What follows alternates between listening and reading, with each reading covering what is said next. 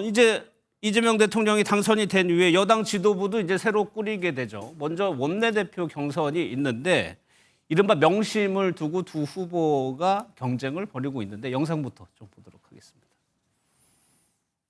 저는 이재명 대통령과 함께 국민들의 명령을 충실히 수행하고 대한민국을 정상화하기 위해 더불어민주당 원내대표에 출마하고자 합니다. 저는 누구보다 이재명 대통령님의 국정 철학을 깊이 이해하고 있다고 자부합니다. 이재명 정부의 성공과 진짜 대한민국을 세우는 데 헌신하겠습니다. 저희들이 대통령님 관저에 다녀왔습니다. 어젯밤에. 대통령 되시고 또 그런 자리는 처음이었기 때문에 대통령실에서 말씀하시는 내용 외에는 서로 얘기하지 않는 것이 맞을 것 같고, 대신 대통령실에서 함께 찍은 사진 등도 내보내주셔서 그것으로 좋은 의미가 있었다, 이런 생각이 들었습니다. 원내대표 경선에 출사표를 던 이제 두 의원의 얘기를 들어보셨는데 임기 첫 지도부기 때문에 당연히 명심, 대통령의 마음이 어디가 있느냐, 호흡을 맞추는 게 가장 중요합니다. 그래서 사진을 봤더니 이재명 대통령이 이렇게 사진을 찍었어요. 공평하고 공정하게 사진을 찍어야 한다고 해서 두 명의 의원을 옆에 놓고 찍었단 말이에요. 이거는 그야말로 좀 공정하게 보겠다. 이재명 대통령 입장에서 그걸 좀 보여주려고 하는 것 같아요. 예, 맞습니다. 실제로 이재명 대통령의 성격상 네. 사실 경쟁 붙이면서 누가 더 잘하나 이런 부분에 있어서 그런 선의의 경쟁을 하는 분위기로 봤는데, 경쟁을 유발시켜요? 예, 그런 네. 부분에 있어서 긍정적인 부분이 있거든요. 사실은 지사 때도 그렇고 행정을 할 때도 그렇고 당내에서도 사실은 누군가의 손을 아예 들어주는 것보다는 누가 좀 더 노력을 해서 성과를 얻느냐를 보면서 판단을 하는 그런 일부의 그런 그 본인의 의정 활동의 일환들이 리더십이겠죠. 있습니다. 예. 예, 그렇기 때문에 지금 상황에서도 상당히 공정하게 예. 어느 쪽으로도 기울이지 않는, 만약에 어느 쪽으로 기울이거나 한 마음이라도 더 이렇게 두둔하는 메시지를 낸다고 했을 때 또 언론도 가만히 있지 않을 거고요. 그렇죠. 사실은 이거는 대통령의 또 당목 앱이다 이러면서 또 상당히 리스크가 있을 수 있기 때문에 모든 것을 투명하고 공정하게 할 겁니다. 예. 근데 이번에 원내대표 선거는 조금 시스템이 바뀌어서 이제는 의원들 사이에서 투표가 100%가 아니라 권리당원도 20%가 추가가 되는 그런 시스템이기 때문에 예. 아무래도 이 원내대표 후보자들은 의원들 한 표 한 표를 다 카운트하기도 하지만 예. 또 대회원에게, 우리 지지자 분들에게 어떤 메시지로 어떻게 원내를 이끌어갈 것이냐에 예. 있어서의 국회에서의 결의와 각오, 이런 부분들이 꽤 중요하고 그 20%가 결과를 바꿀 수도 있다라는 면에서 한 34표쯤 된다고 그래요. 예, 예. 어려운 사실 선거를 짧은 기간에 준비해야 되는 그런 예. 상황인 것이죠. 그만큼 더 첨예하고 민감할 겁니다. 그러니까 원내대표 경선이 기존에는 현역 의원들만 상대를 관리를 했으면 됐는데 이제 당원, 그러니까 일반 국민들을 대상으로도 표를 받기 때문에 더 신경을 써야 됩니다. 그러니까 이런 사진이 어떻게 나가느냐에 따라서 일반 당원들은 이렇게 대통령의 마음이 이렇게 가는구나라고 오해할 수가 있는데, 그러다 보니까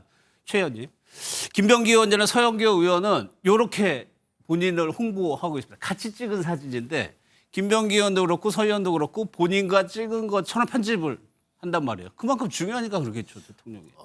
저는 제가 듣기로는 용호 상박이라고 들었습니다. 두 예. 분 다. 두 분 다 이재명 대통령님하고 친하고 그리고 국정 철학을 잘 알기 때문에 이재명 대통령께서 누구 편들어주기는 매우 애매모호한 그런 처지일 것이고 자력으로 돼야 될 텐데 예. 두 분 다 매우 측근이죠. 그런 측면에서 뭐 의원들의 마음을 일단 80%를 잡아야 되기 때문에 20% 예. 권리당원 투표가 있기 때문에 20% 권리당원 투표는 아마 뭐 용호 상박이라고 제가 말씀드렸다시피 거긴 백중세일 겁니다. 의원들 개개인의 마음을 얼마나 잡느냐. 의원 167명이죠 아마. 그분들 표를 얼마나 확보해서 개인들의 표를 이끌어내야지 이번에 당선이 될 것 같은데. 예. 그러나 지금 내년에 당장 지방선거가 닥쳤다는 생각을 하자면 예. 지금 서영교 의원이 TK 출신이죠.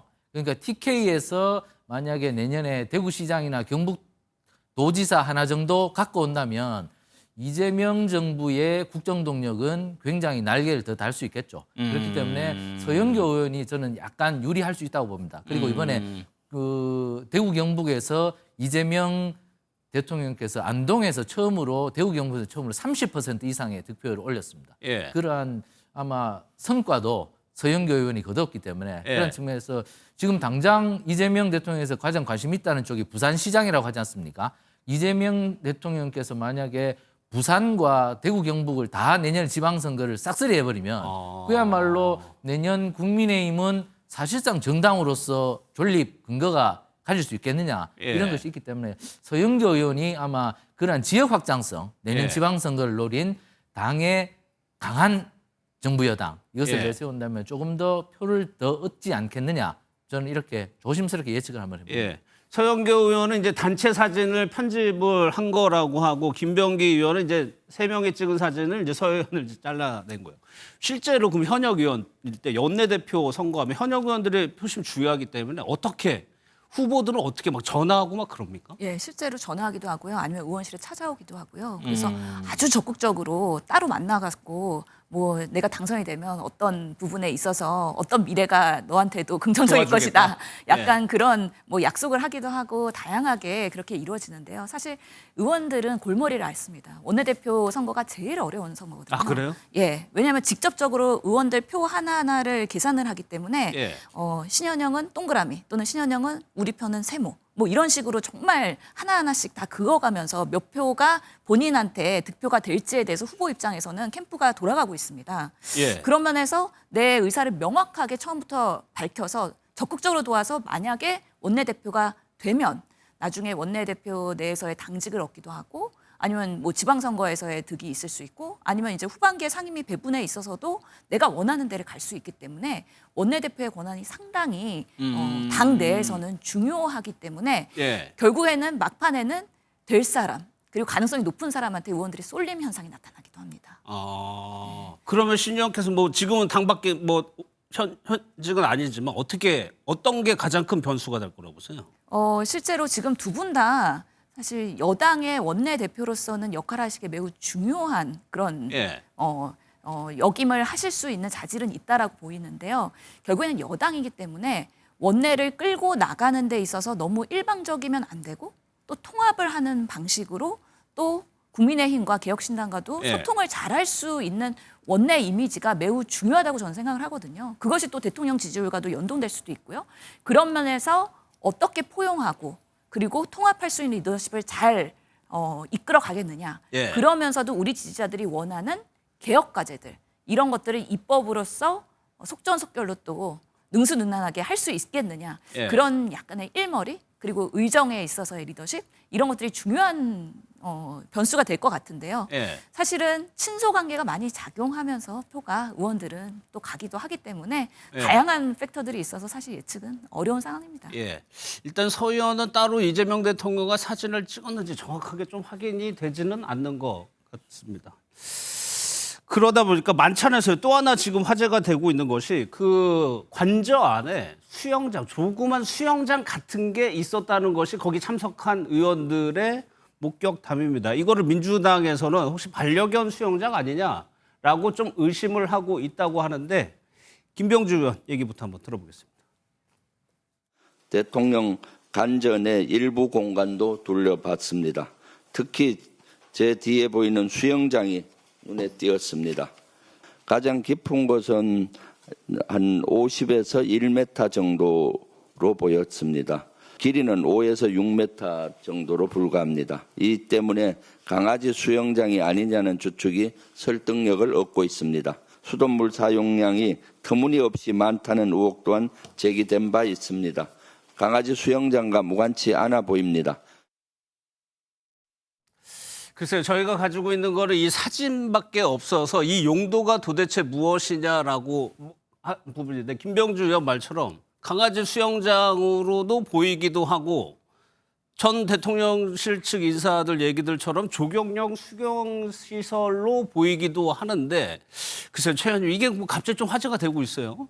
뭐 관저에 가셨으니까 예. 목격하셨으니까 뭐 목격담을 전하는 것 같은데 뭐 저는 강아지를 안 키워봐서 강아지가 물을 좋아하는지 싫어하는지는 잘 모르겠습니다. 예. 그렇지만 제 경험상 보면 전 청와대 출입해봤고 총리실도 출입해봤는데 그리고 국회의장 공간도 가서 밥도 먹어보고 했는데 관저에 저런 시설이 있는 건 사실 뭐 오늘 처음 봤습니다. 예, 어떤 용도든 간에 저런 시설. 관저에는 예. 저렇게 수영장 비슷하게 뭐 저렇게 수경시설이라고 합니까? 뭐 예. 저런 물이 수조처럼 있는 건 저는 사실 처음 봤습니다. 뭐 전부 다 조경이 있고 잔디밭만 있는데 저게 뭐 윤석열 대통령 때 만들어졌다는데 뭐 수조라는 얘기도 있고 뭐 그 관상용이라는 얘기도 있고 뭐 사실 뭐 외국 같은 데 가보면 정원에 그 저렇게 수영장처럼 저렇게 돼 있는데 있긴 있죠. 예, 저는 그런 뭐 것도. 외국 가서 저런 건 많이 봤습니다. 근데 예. 우리 국내 총리실이나 뭐 국회의장 관저나 뭐 심지어 청와대나 이런 데 저런 게 별로 없어서 예. 저게 뭐 어떤 문화에 맞는지 모르겠습니다만은 관건은 그거겠죠. 실제로 저게 정말 그 강아지를 수영시키는 시설이었는지는 경호처 직원에 조사해보면 알겠죠.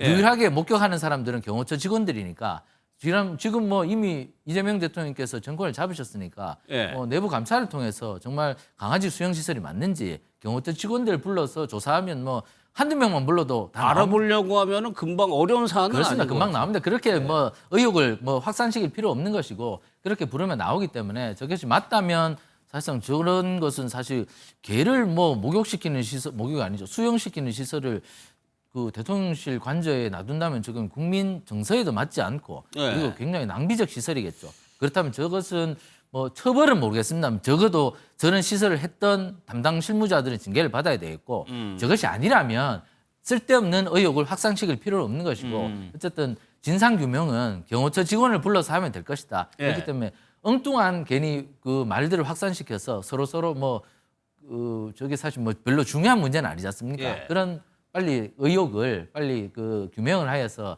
쓸데없는 의혹이 확산되지 않았으면 하는 것이 제 바람입니다.